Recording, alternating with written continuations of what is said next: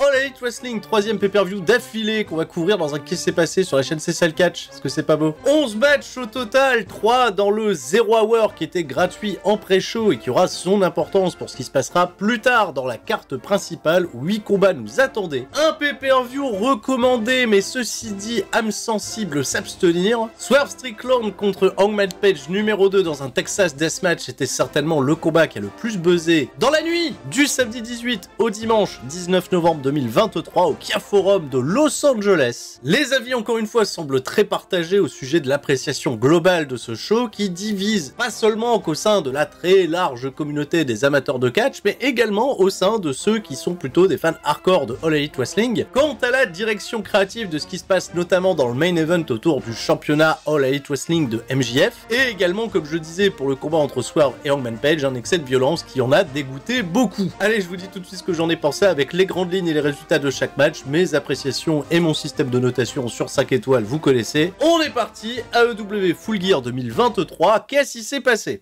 On commence avec le 0 Hour, le show gratuit sur YouTube. Eddie Kingston a conservé avec succès son championnat Ring of Honor en battant Jay Lethal, qui, comme vous en doutez, est accompagné de toute sa clique. Il y avait Jeff Jarrett, il y avait Karen Jarrett, Satnam Singh, Sonjay Dutt. Il aura quand même fallu un peu de backup à Eddie Kingston parce qu'il n'allait pas gérer non plus un 4v1. Et c'est Ortiz qui est revenu du côté d'Eddie Kingston. Et oui, les deux amis qui s'étaient séparés il y a longtemps, ils sont à nouveau rabibochés. Et Eddie Kingston, de ce fait, conserve son championnat dans un match que je noterai 2-3 quarts. Il restera totalement anecdotique celui-là, c'est un peu dommage quand on connaît le prestige derrière le nom de Jay Lethal qui est désormais vraiment catégorisé, lui et tout son clan, beaucoup plus bas dans la carte. On a après ça un match inédit que j'attendais beaucoup puisqu'il y a un peu de bif entre d'un côté le Blackpool Combat Club et de l'autre la Maison du Noir. C'est une feud qui se déroule principalement du côté de AEW Collision. Claudio Castagnoli fait face à Buddy Matthews. Alors sincèrement, je pense que c'était un vrai dream match pour certains puisque c'est deux catcheurs qui incarnent un petit peu cette frustration de ne pas avoir été suffisamment bien utilisés du côté de WWE à l'époque. Et cette frustration, bah oui, moi je vous le cache pas, je la retrouve également du côté de All Elite Wrestling, puisque on le sait bien, c'est deux excellents catcheurs qui ont plus grand chose à prouver, peut-être un peu plus quand même pour Buddy Matthews, qu'on l'a pas vu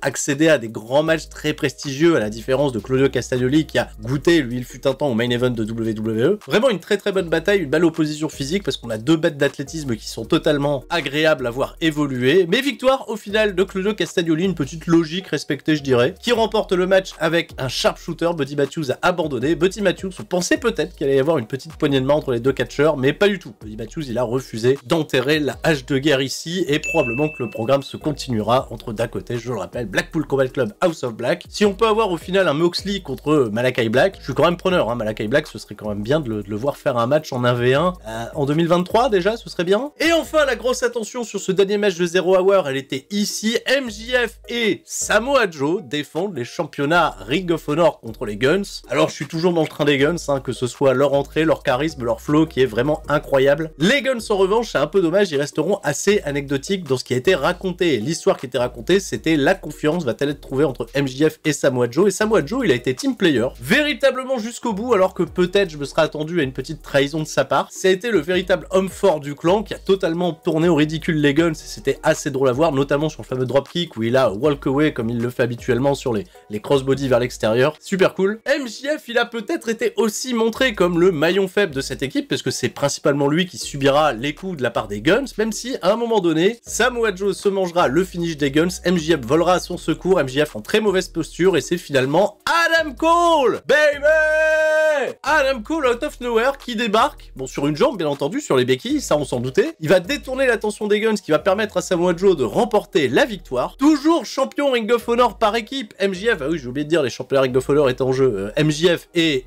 Adam Cole, de ce fait, bah oui. Et étant donné que Samoa Joe a porté son aide à MJF, si celui-ci conserve son titre contre Jay White, il aura donc la primeur de l'affronter une seconde fois pour le championnat All Elite Wrestling World. Voilà, c'était l'accord. Et c'était assez fun. Mais il y a eu un aftermatch. Et Samoa Joe, il s'était barré. Il était déjà reparti faire ses affaires, peut-être pour rentrer à sa maison, j'en sais rien. Les Guns, ils ont attaqué MJF. Et Adam Cole, sur une jambe, il a rien pu faire pour empêcher ça. Ils lui ont porté les coups de chaise sur le genou, ils lui ont pilmonisé la cheville, et MJF a été embarqué sur sur une civière, avec un gigantesque moment drama, et le Zero Hour se terminera sur cette image où MJF est dans l'ambulance qui va certainement le conduire pour lui apporter les soins, j'en sais rien, et il crie comme ça à Adam Cole, le mec fait tout ce qu'il faut pour pas qu'il me prenne ma ceinture, faut pas qu'il me prenne ma ceinture, je compte sur toi, fais-moi la promesse. Et Adam Cole, bien sûr, il fait la promesse, il est un peu pantois, mais on est tous pantois, on est pourquoi il a dit ça. On le découvrira dans le show principal. Premier combat de la soirée, c'est Christian Cage, le patriarche, avec une entrée incroyable avec des choristes, probablement des orphelins recueillis par Christian Cage qui ont chanté My Last Breath d'Evanescence. Enfin bon, sans les paroles, ils ont juste fredonné avec des la la la,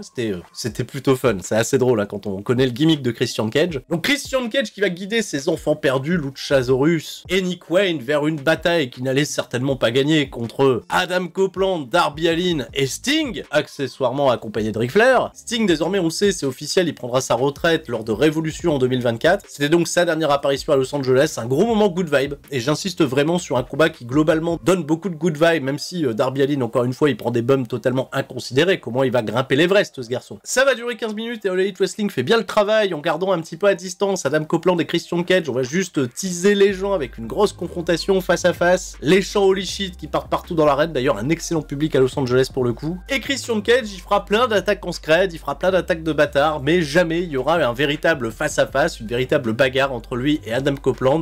Et Christian Cage va même préférer à un moment prendre tout simplement la fuite et permettre, oui, à l'équipe adverse de remporter la victoire avec Darby Allin qui fera le pin final sur Luchasaurus. Petite confrontation extérieure également entre Ric Flair et Christian Cage qui tournera à l'avantage de Christian Cage qui lui portera un low blow. Voilà la réponse à ce qui s'était passé en 2020. Je sais pas si la référence est pertinente ou si le clin d'œil était nécessaire, mais bon, c'était là. Voilà, et j'insiste encore, gros moment good vibe avec Sting qui célèbre seul à la fin dans le ring avec sa musique et tout. Sa musique, elle est géniale. Un bon opener, ça met dans l'ambiance, ça mangeait pas de pain, c'était sympa, plutôt efficace, et ça a donné un petit peu le ton de cette soirée. Bon choix d'opener, quoi qu'il en soit. Le second match, je l'attendais particulièrement, mais celui-ci avec d'immenses attentes, puisque c'était le main event d'All Out 2023. C'est un match que j'ai trouvé exceptionnel, peut-être un de mes préférés de l'année 2023. Orange Cassidy défend le championnat international contre Jon Moxley dans un combat simple. Et bah oui, il n'y avait pas de règles spéciales. Orange Cassidy qui avait perdu en amont le titre international contre Jon Moxley, qui avait dû malheureusement l'abandonner défait dans un combat contre Phoenix, qui lui-même l'a perdu derrière contre Orange Cassidy. En réalité,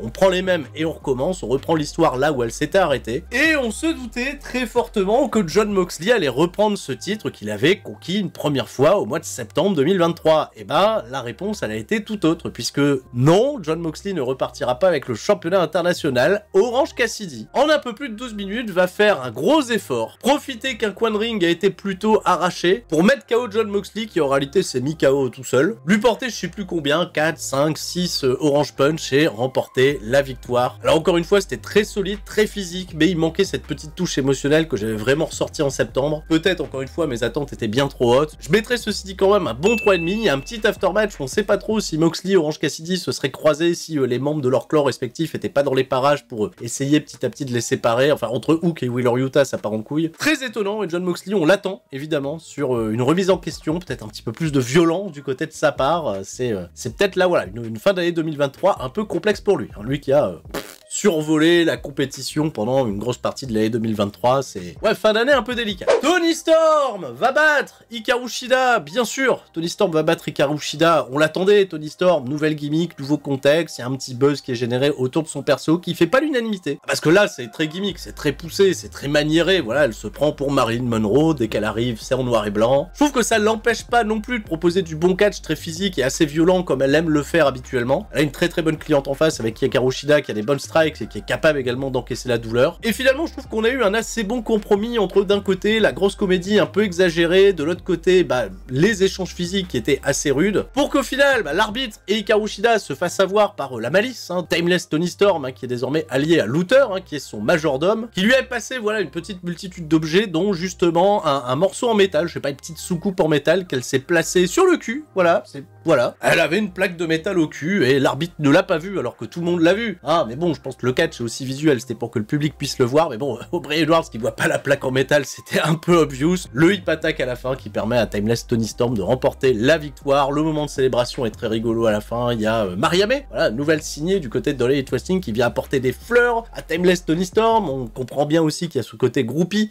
en elle et qu'elle va commencer peut-être un petit peu à mimer son idole Toni Storm. ça peut donner des trucs assez intéressants, mais encore une fois, est-ce que Toni Storm, elle a la recette miracle pour sauver, hein, parce que c'est un terme qui revient beaucoup chez All Elite Wrestling, sauver la division féminine? Je suis incapable de le dire, ça plaît à certains, ça plaira beaucoup moins à d'autres puristes qui attendent peut-être plus du gros work rate, et c'est aussi pour ça qu'il y a 2 championnats, qu'il y a un autre combat féminin qui va être proposé un petit peu plus tard. Un bon 3 étoiles, ceci dit, parce que le moment était sympa, c'était l'avènement attendu pour Toni Storm de reprendre un titre qu'elle avait perdu en premier lieu, je le rappelle, contre cette même Hikaru Shida qui lui avait passé un court instant à Saraya pour le reprendre finalement et le reperdre derrière. Voilà, donc on revient au point de départ et on attend Jamie Hayter. Avant de passer au prochain match, on a une annonce de Eddie Kingston qui sera l'un des participants au Continental Classic. Alors c'est un tournoi All Elite Wrestling organisé un peu sous format d'un G1 Climax avec des blocs. Il y aura 2 blocs de 6 catcheurs, ça commence cette semaine à Dynamite. Eddie Kingston en fera partie et il faut savoir une chose, c'est qu'Eddie Kingston, il va mettre systématiquement dans chacun de ses combats ses championnats Ring of Honor et NJPW Strong en jeu, c'est-à-dire qu'automatiquement le vainqueur de ce grand tournoi aura le championnat Ring of Honor World, le championnat NJPW Strong, puis aussi visiblement une nouvelle ceinture ou un trophée, je sais pas trop, le titre continental. Alors on sait également que Mark Briscoe, Bryan Danielson et Andrade feront partie de ce tournoi, il y a 12 participants, mais pour l'instant on n'en connaît que 4 et je trouve ça un peu léger. Avant la journée de mercredi, de pas nous avoir dévoilé l'intégralité du tableau, du planning, parce que s'il y a bien un truc qui marche du côté du G1 Climax au Japon, c'est qu'on a ces informations en avance et on peut déjà un petit peu pronostiquer, prospecter les grosses affiches, les batailles acharnées pour les points pour chaque vainqueur. Et là, bah, All Elite Wrestling, il nous a annoncé 4 mecs, on connaît pas les blocs, on connaît pas les affiches, je trouve ça un peu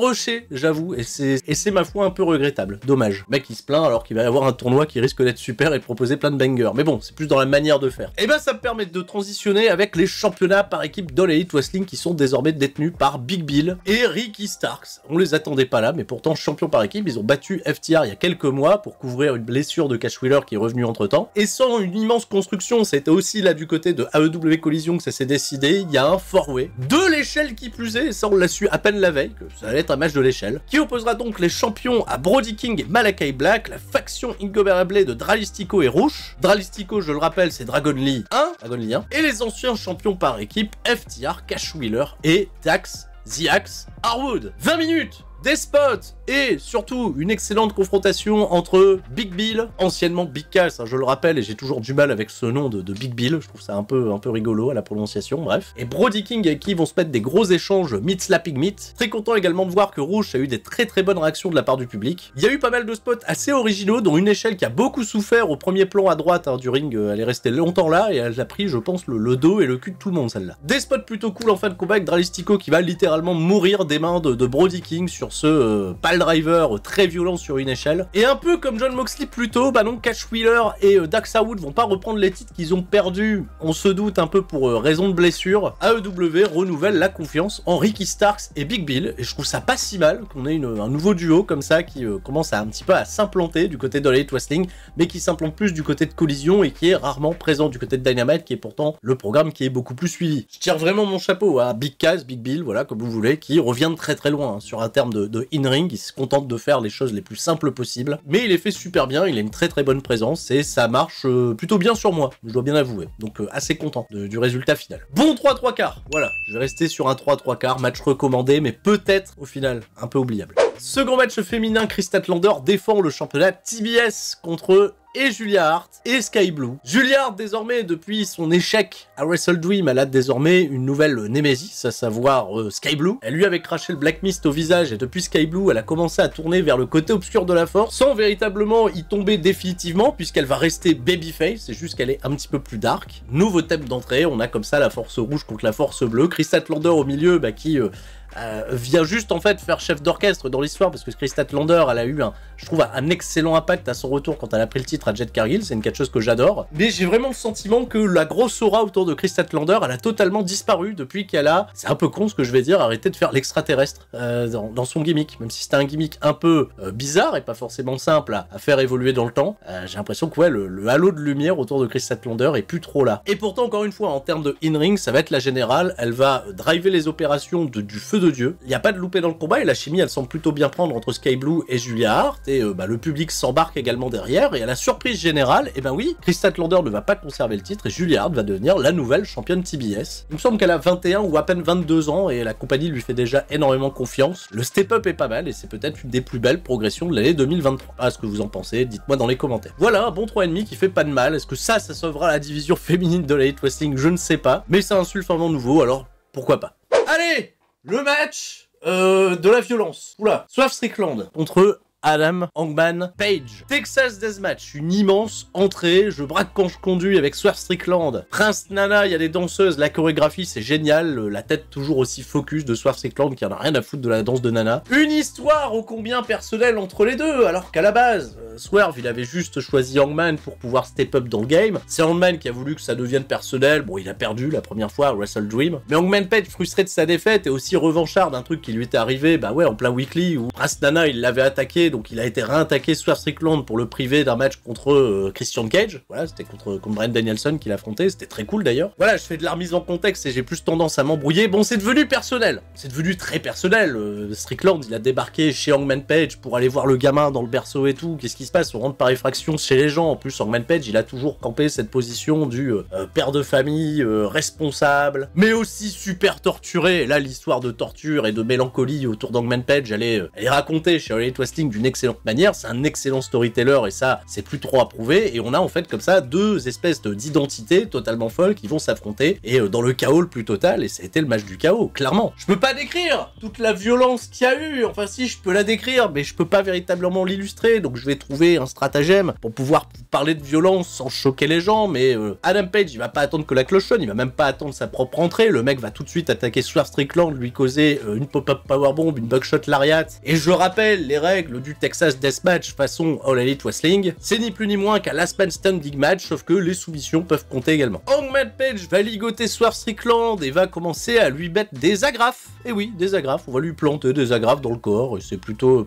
sympa, c'est visuel. On lui agrafe des feuilles de papier, des post-it avec les dessins des enfants d'Hangman Page. Petite référence au côté très personnel de la situation, un coup de chaise qui va faire saigner abondamment, très abondamment, Swerve Strickland, et oui, c'est vraiment beaucoup d'abondance, et Hangman Page, ce taré, il va boire le sang, voilà, de son adversaire, il va se mettre en dessous, il va dire, t'as vu, je suis prêt à tout pour venir t'affronter, là tu m'as dans la peau, là, clairement, oula, il paraît totalement possédé, Hangman Page. Ceci dit, le goût du sang, ça a pas seulement qu'excité Hangman Page, mais également Swerve Strickland, qui finalement va faire un gros comeback façon Murder Ibushi ou Zombie Mayu Iwatani, vous prenez la ref que vous voulez. Il commence à avancer vers Hangman Page, il vend plus rien, il le démolit, il lui fout un grand coup d'agrafe dans l'œil, et ce taré, c'est le Joker dans Batman, t'en fais ce que tu veux, il commence lui-même à s'agrafer, tu vois, le torse, et à se marrer auprès des gens, en disant « Haha, vous pensez vraiment que je vais m'arrêter à ma propre douleur pour pouvoir aller terroriser l'autre ?» Et ben on est parti, voilà, surenchère de la violence. Alors il y a quoi au programme? Dead Valley Driver, non pas sur les pros, ce serait petits joueurs, on va faire ça directement sur un parpaing en ciment, voilà, parpaing en ciment, bah parpaing en ciment. Où est-ce qu'on a encore jamais porté un pile driver dans une arène de catch? Et bah si on avait porté ça sur la barrière de sécurité.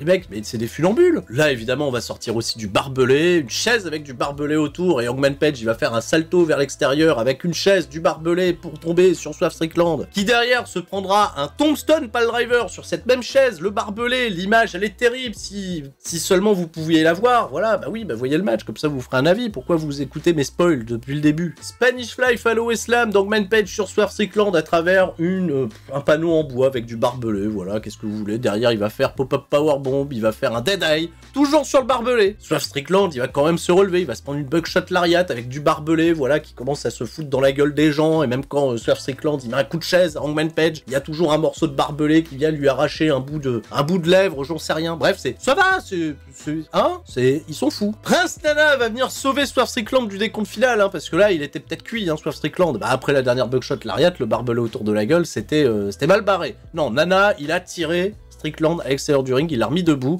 et Hangman Page, bah il était dégoûté que les éléments du décor se mêlent à l'intrigue, et bah justement, Brian Cage de Mogul Embassy, le pote de Swerve Strickland, est venu l'attaquer, lui apporter une powerbomb à F5. Il a également sorti une table, et Hangman Page va réussir à s'en sortir, lui porter une buckshot lariat, puis Prince Nana va tenter d'intervenir contre Hangman Page, bon non, me faites rien, je braque quand je conduis, pas du tout, dead eye à l'extérieur du ring sur la table, et pendant ce temps-là, bah oui, Paul Turner, qui était impérial pour s'assurer de la sécurité des catcheurs pendant tout ce qu'on fait, parce que évidemment, c'est des professionnels, ils savent ce qu'ils font, même si ça paraît totalement totalement crétin. Des fois, ce qui est crétin, c'est un petit peu satisfaisant, bref. Swerve Strickland, il fait dodo. Il est à l'extérieur du ring, il est allongé, j'en sais rien, on le voit plus. Il aurait pu se faire compter 10, je sais pas combien de fois. Il est où, Swerve Strickland? Et ben justement, Hangman Page, il a pas vu Swerve Strickland lui arriver dans le dos pour lui mettre le coup de parpaing. Voilà, le parpaing qui avait pas pété au premier lieu, au premier abord, lors du Dead Valley Driver de tout à l'heure. Bam, coup de parpaing derrière la nuque, et Hangman Page se relève quand même. Arrêtez.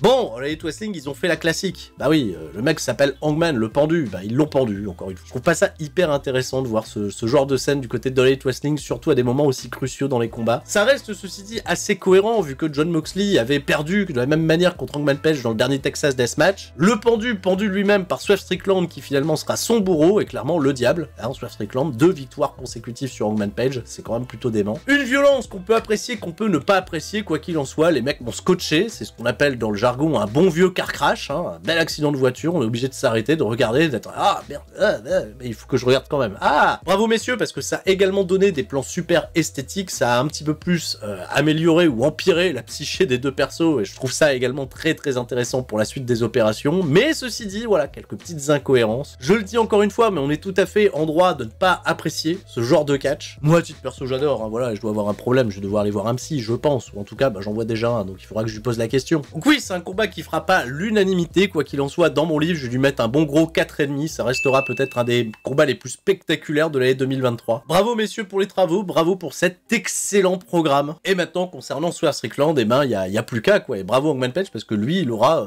mis la pierre à l'édifice, hein, si jamais Strickland, il finit par obtenir le Graal absolu. Le combat suivant, eh ben, c'était assez dur à regarder. Je vous cache pas, après ce qu'on vient de se manger, alors est-ce que c'était le bon choix de la part de Elite Wrestling d'enchaîner avec en avant-dernier match Kenny Omega et Chris Jericho, les Golden Jets, contre les Young Bucks, qui ont clairement, pendant ce combat, tourné heel et tourné les talons, hein, vis-à-vis de Kenny Omega. Ça s'est fait progressivement, hein, parce qu'on va commencer le match dans le respect, et plus on va avancer dans le combat, plus les Bucks vont être frustrés de pas battre Kenny Omega et Chris Jericho, malgré que Jericho, il l'ait isolé, lui ait pété le bras. Il y a eu un gros selling très très bien mené, je trouve, sur le bras de Chris Jericho, qui a eu des bons comebacks. Omega qui a enchaîné les classiques et qui a aussi hésité, à un moment donné, s'il fallait mieux attaquer les Bucks ou peut-être Chris Jericho. Il y a toujours cette question de loyauté qui revient un peu, mais finalement il attaquera les Bucks. Les Bucks qui, juste avant, n'avaient pas hésité à profiter de l'instant où l'arbitre a eu le dos tourné pour porter un coup bas à Kenny Omega. Bah ouais, c'est pas forcément très très fair play si c'était pote. Et finalement, dans une fin de match, hein, c'est bien rythmé, mais en même temps c'est totalement aux attentes, hein, quand on a 4 athlètes comme ces mecs là dans le ring de l'Elite Wrestling, et ben Kenny Omega, Chris Jericho vont rester finalement une équipe unie et soudée pour les semaines, mois à venir, le temps que le programme continue de se développer, puisqu'ils vont battre les Bucks qui feront un immense caca nerveux et qui vont refuser la poignée de main de Kenny Omega à la fin du combat. Et les Bucks, ils ont besoin cruellement de se renouveler là, hein, parce que je sens que on tourne un petit peu en rond. Je suis même assez triste qu'au bout de 4 années chez Elite Wrestling, on a encore des affaires entre Kenny Omega et les Young Bucks. On aimerait bien là que les gens prennent des chemins un petit peu différents, opposés, et s'en vont vers d'autres histoires. Voilà, parce qu'il y a plein de catcheurs encore, il y a plein d'opportunités, plein d'histoires à raconter, je pense, avec toutes ces équipes. C'était peut-être, ceci dit, un programme de secours, puisque Don Callis et la famille de Don Callis, et bah quasiment tous les catcheurs qui la composent sont blessés aujourd'hui. Je mettrai un bon 3/4, rien de plus, c'est un match assez dispensable. Bon, je suis un peu curieux de ce qu'il y aura après. J'ai oublié de parler d'un truc, mais oui, il y a eu la grosse annonce de Tony Khan sur la signature chez All Elite Wrestling de Will Ospreay. Voilà, Will Ospreay s'engagera bien avec All Elite Wrestling à partir de février 2024. Voilà, parce que là, pour l'instant, il est toujours sous contrat avec New Japan, mais ça a été vu entre New Japan, Will Ospreay, New Japan et All Elite Wrestling pour faire l'annonce un peu plus tôt. Il voulait pas se réengager avec New Japan selon Fightful. Ospreay rejoindra donc bien All Elite Wrestling. Il pourra conserver également le choix de faire des dates indépendantes, peut-être l'espoir de le revoir un jour en France, évidemment. Et c'est une immense signature pour Will Ospreay. Est-ce que ça fonctionnera à la télé? Ça sera la première grosse expérience dans ce cadre-là pour lui, d'être là régulièrement, weekly, pour construire des programmes, atteindre les sommets, lui qui est toujours passé par le système détourné au Japon, avec des gros points culminants, des grosses affiches, des grosses rencontres au Japon, chez New Japan notamment. Si certains l'attendaient du côté de WWE, je peux vous dire un truc qui va peut-être vous rassurer, mais il s'est engagé pour l'instant, un contrat d'un petit peu plus de 3 ans. C'est-à-dire qu'il aura même pas 35 ans si le contrat se termine, et il aura encore tout le temps d'aller montrer ce qu'il peut faire du côté de WWE un jour, si c'est véritablement son souhait, son ambition, et si WWE peut également lui proposer ce qui lui l'intéresse, hein, en termes de planning, de rythme, d'affiches potentielles également. Never say never, comme on dit, dans le milieu. Enfin, le main event. Donc oui, ah oui, il y a eu aussi une annonce. Oh là là, j'ai zappé plein de trucs dans le show, il y a trop d'infos. Beaucoup trop d'infos. Tony Schiavone, à un moment du show, il a fait une annonce à Jay White que le match de ce soir contre MJF a été annulé parce que MJF, il est pas en état de combat. Et donc Jay White, dans son contrat, il a signé une clause, s'il avait pas le combat ce soir, il devrait être déclaré le nouveau champion All Elite Wrestling. Ça sort du chapeau, ça sort de mon cul, j'en sais rien. Donc Tony Schiavone, il est sur le point de faire l'annonce. Et là, il y a Adam Cole qui arrive, en béquille, je le rappelle, Adam Cole béquille. Adam Cole, il dit, j'ai parlé à Tony Khan. Ah ouais, mais apparemment, Tony Schiavone, il fait une annonce officielle, il a dû parler aussi à Tony Khan. Non, non, non, non, là, il vient de lui parler là, maintenant. Jay White aura un match ce soir, et c'est moi qui défendrai l'honneur de MJF et qui défendrai de se faire son propre titre. Ce soir, on fait Adam Cole contre Jay White. Alors, MJF, il peut pas défendre son titre parce qu'il a une jambe en vrac, donc je suppose qu'il est pas clear médicalement. Et là, vous allez me dire qu'on va clear médicalement Adam Cole ce soir pour défendre le titre. Ouh là là, il y a un peu tiré par les vaches votre affaire, mais bon, ça met un suspense, et comme il y a toutes ces histoires d'overbooking avec qui est le diable, qui sème des embrouilles avec MJF, est-ce que c'est Adam Cole qui le manipule, ou est-ce qu'il est véritablement son pote? C'était en réalité tout ça une manière de mettre un peu plus de suspense, je pense, sur un combat qui voyait évidemment MJF conserver son titre, puisqu'il y a déjà un événement qui lui est consacré le 30 décembre qui s'appellera World's End, qui est peut-être le dernier moment où on verra encore MJF sous un ring All Elite Wrestling, puisque sa fin de contrat, elle arrive au 1er janvier 2024. Donc bon, pas de suspense, grand suspense, que va-t-il se passer? On est parti au ring, alors Adam Cole sur une jambe, Jay White qui continue de se pavaner avec la ceinture qui lui appartient pas depuis 7-8 semaines au moins, j'ai arrêté de compter. Et alors qu'on s'apprête peut-être à voir un truc, j'en sais rien moi, un peu cringe, avec Adam Cole en béquille, il va pas catcher en béquille, il y a bien des catcheurs qui ont catché en béquille par le passé, quoi, Jackson, Florida, du côté de Dragon Gate. Finalement non, hein, Adam Cole il aura pas catché, musique d'une ambulance, enfin musique d'une ambulance, non, sirène d'une ambulance qu'on entend au loin, et c'est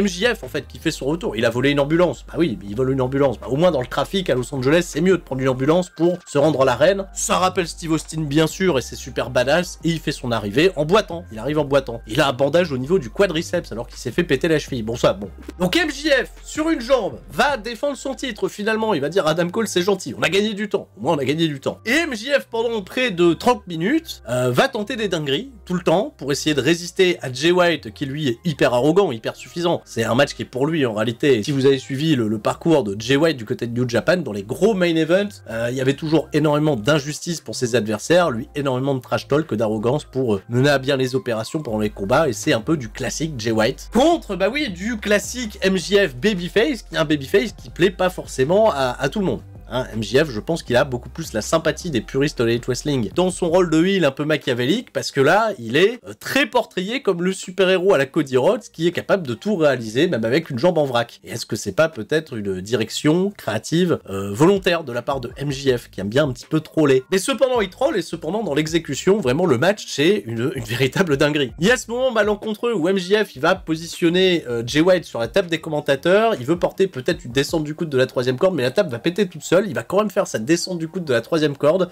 sur Jay White qui est par terre. Voilà. Donc rien pour se protéger, rien du tout. Il dira même en conférence de presse, en pleurs, qu'il fait ça parce qu'il aime trop le business, il aime trop le business. Il a pris à un moment une course d'élan, je sais pas comment il fait pour courir, il a fait un RKO vers l'extérieur du ring, alors ça aussi c'est difficile à comprendre, c'est du Myron Reed dans le texte. Et MJF qui résiste, MJF qui prouve qu'il existe, figure 4 leg lock de Jay White et Adam Cole qui est peut-être sur le point à un moment donné de jeter l'éponge, voilà, de jeter la serviette, symbolisant un abandon forcé de MJF parce qu'il refuse de voir son ami souffrir, et c'est très très dur, on joue sur les sentiments des gens. Et d'ailleurs Adam Cole, même s'il est très solidaire vis-à-vis d'MJF, il le pousse aussi quand même pas mal à faire des conneries, genre vas-y fais un live, vas-y fais ça, il lui donne des mauvais conseils à chaque fois parce que ça met MJF toujours un petit peu plus en danger. Et overbooking bien sûr, ref bump, à un moment donné, ref bump provoqué malheureusement par Adam Cole qui fait aussi des conneries. Voilà, il y a un coup de ceinture, MJF il résiste, et on vole surtout la fameuse bague d'MJF, hein. Jay White il récupère la bague, il narque Adam Cole, il est prêt à attaquer derrière, MJF il s'en sort, il y a les guns aussi qui sont arrivés à un moment donné, bref,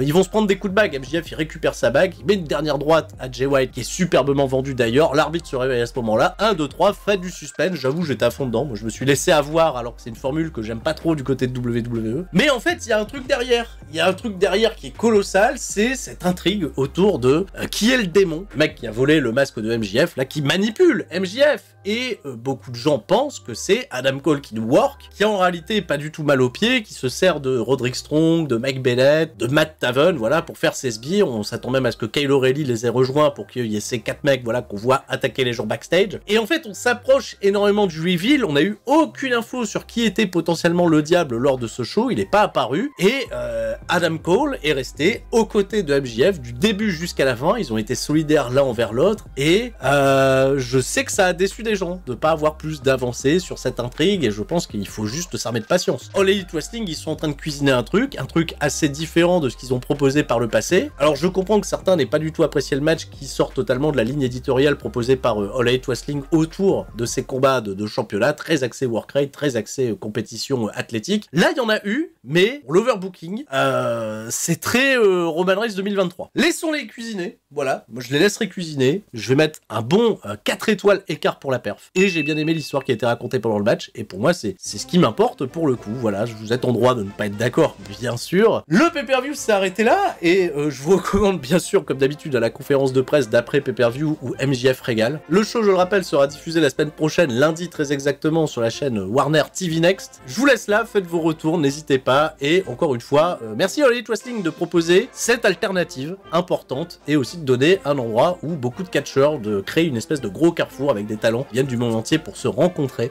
C'est toujours aussi plaisant de suivre tout ça. Et ne loupez pas Swerve Strickland, ce sera ma dernière recommandation, sinon on débarque chez Tony, on braque quand on conduit. C'était Sturi, et tout le monde reste fort, on se retrouve cette semaine pour le Raw Recap. Ciao, bye bye.